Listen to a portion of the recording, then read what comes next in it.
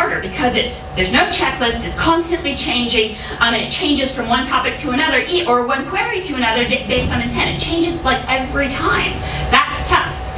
So how should we understand it?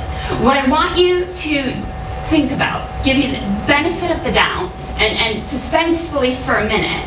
We know from some of the court cases that Google has finally admitted to using click and engagement data as part of their ranking algorithm, right? They've told us for years that they didn't, but now they've said, well, yeah, we do.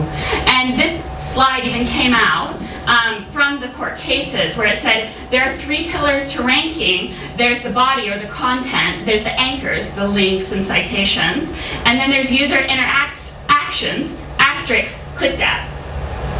Okay, so notice the serif on the Google logo, that's old stuff. They've been doing it for a while. And what I want to posit in your mind is that perhaps instead of thinking about EEAT like a checklist, we think about it like a result of click data, a result of engagement data that Google is tapping into as a ranking factor. Now this is an article by Kevin, who spoke earlier, amazing article called The Elephant in the Room, and it tackles this idea head on. Well, it tackles this idea in a more preliminary way, and it says, yeah, no one's talking about this, but Google has and was using click data, and that changes the game for SEO. And we need to address it, but no one wants to talk about it because Google doesn't want to talk about it, and like Google's been denying it, even though SEO's been proving it out for years and years with tests and things like that. So what I want you to understand is that the algorithm is trying to mirror human evaluations with click data, and that's why it's important to understand the EEAT framework for the human evaluators and understand that the bot is doing everything it can to mirror what a human might like. And so that's why, we all roll our eyes when any of the people from Google say, well, do what your users would like, and everyone's like, oh, like, come on, why would you, say something useful?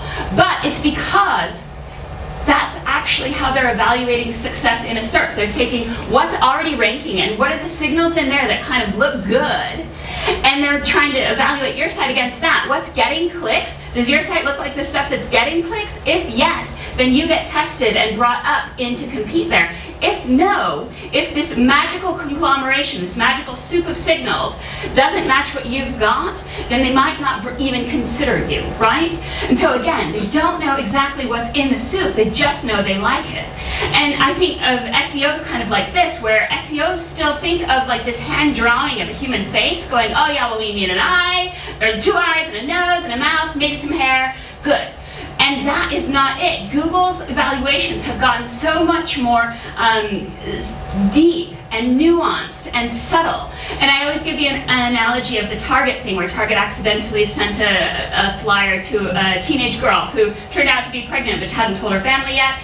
And they didn't even know the signals that caused her to get that mail when they were sued. They were like, we don't know. It was just a cluster of signals. And if Target could have done that, what was that, 7 years ago? Google can definitely do it too. Clusters of signals where Google may not be able to answer the question, is this EEAT, because they don't know for which query and in this condition, right, in this case. So it's the difference between a ranking factor, which Danny says EEAT is not a ranking factor, and a ranking system, right? It's a system because it's multiple evaluations all at once and maybe in sequence over time. They evaluate this, you make that cut, then you get more evaluation. So they don't know what's in the soup, they just know they like it.